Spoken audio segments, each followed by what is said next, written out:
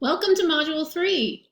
This week we're going to be building upon your program planning that you did last week in Module 2. Now that you have a plan, we want to start putting together the nutrition education and interventions for our community population. In particular, you're going to be focusing on, in Chapter 4, behavior change and some of the behavior change theories that can help ensure your interventions are successful and can result in behavior change for your community population. And in Chapter 16, we're going to be looking at nutrition education and how do you create an education or a lesson or a group of lessons in order to achieve that intervention using whatever theory or approach you've chosen from Chapter 4. To get started, you're going to be completing your knowledge checks. Just a reminder that knowledge checks are due by Wednesday. You'll be reading both of the chapters, Chapter 4 and Chapter 16. Again, the presentations are available in the Start Here folder in course materials, as well as the guided notes.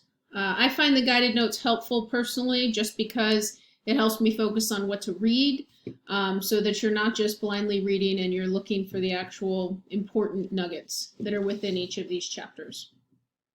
Okay. You'll review the supplemental materials, so we'll go ahead and do that. I have a lot this week in supplemental materials for you. Okay. First is a video on behavior change. This accompanies Chapter 4. Okay, and that's just generic behavior change. And then I have some additional information for two particular theories that are addressed. First is the trans-theoretical model and stages of change.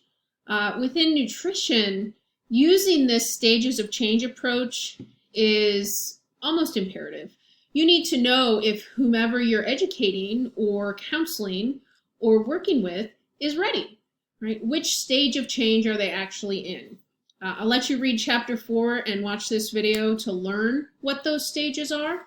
But you could also follow the link here. This is some additional reading and a different presentation of the material than is in the textbook. Okay. The second big tool that I want you to get out of Chapter 4 is motivational interviewing. Again, there is a link here for you to review with some additional information. And this particular video, though it is a little out of date because the doctor mentions the food pyramid, actually goes through and uses most of the techniques. I believe all of the techniques that are included within this link. So as you're working, say, with your TechNourish clients, you might be able to use some of these techniques to maybe get a little more information out of them so that it's less of us talking at whomever we're working with and more getting those clients to talk to you and potentially come up with their own changes and interventions on their own. Okay. I have this link here, which is actually from the Academy and Feeding America, that includes a lot of links to various resources for completing your needs assessment, for creating and evaluating nutrition education.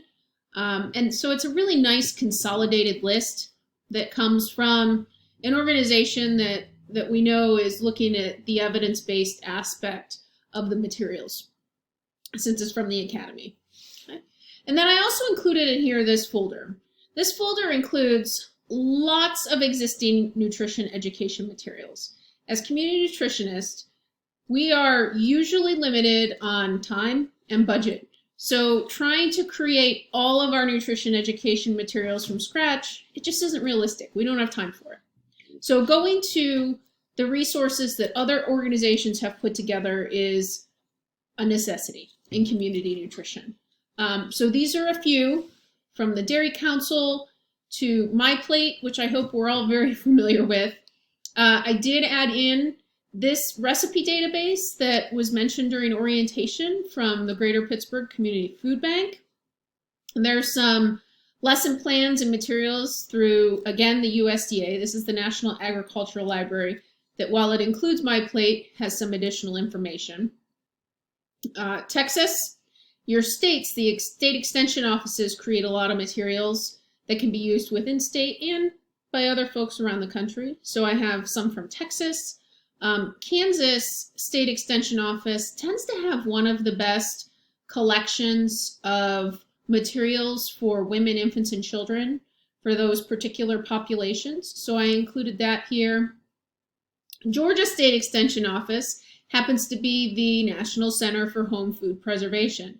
So if any state extension is looking for how do you preserve foods, whether it be canning or drying, freezing, those are all collected by the Georgia State Extension Office. You'll also find that a lot of these medical type organizations or organizations that are focused on ending a particular disease will have a lot of educational materials. Just one I included here is the American Heart Association.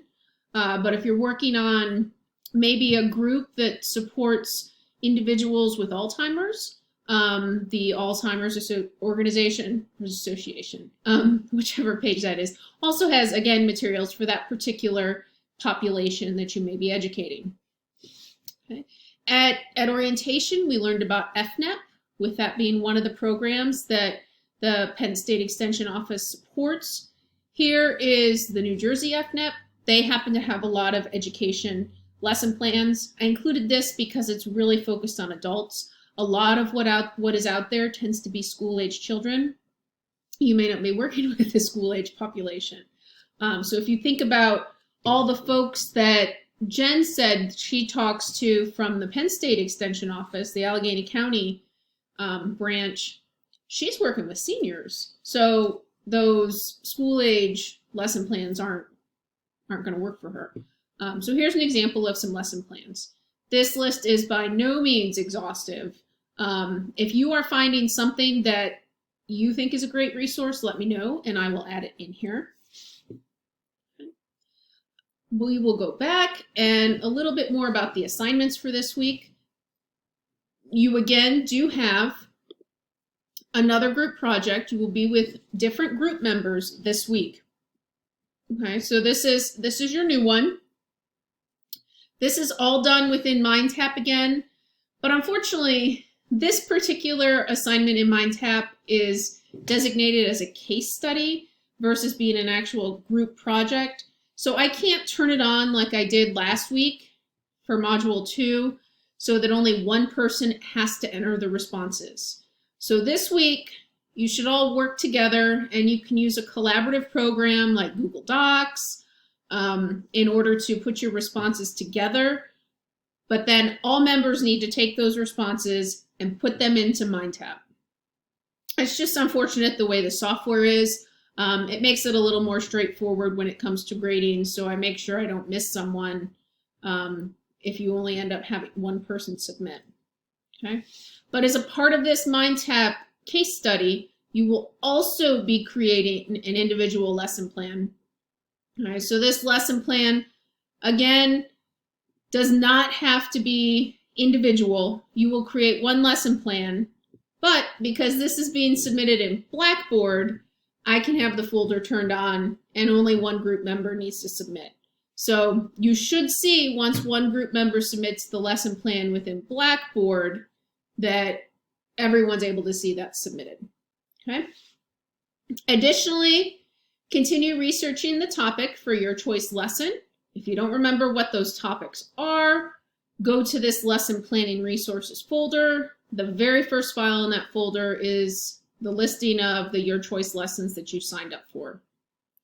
Please also take a moment at the end of the week to watch the video and get familiar with the lessons that are available in this folder because there's a lot of good material in there that should help you get ready for preparing your lesson plan for your choice lesson. Okay. There's also a template in there for preparing the lesson plan. You might choose to use that for your group project as well. Okay. And then finally, you also have a little carryover from Module 2. Okay. So I really recommend first doing your reading and getting into Chapter 4. Once you get into Chapter 4, go ahead and respond to last week's discussion board prompt, okay? In this, you're going to be applying what you read in Chapter 4 to the group summaries from last week's group project. Again, if you have any questions, don't hesitate to send an email. Again, I am a little better at responding to questions. I will be checking this discussion board. You can actually click right on this link in order to put your questions in to the discussion board. And I will be responding to these probably a little faster than I do email, but you're welcome to email as well. Okay? All right, so I hope that you're able to get through all of this week. I know it's a lot having 2 chapters, but there is a lot of really important material that you're going to be applying both in practicum and in your choice topics later this semester. So do your best to really get in and try to get a handle on this material. Just a reminder that we both, Mrs. Smith and I, have office hours, and Mrs. Smith is Tuesday mornings. I am Thursday evenings, and we would both be happy to schedule another time during the week if you have a specific question that you need some help with.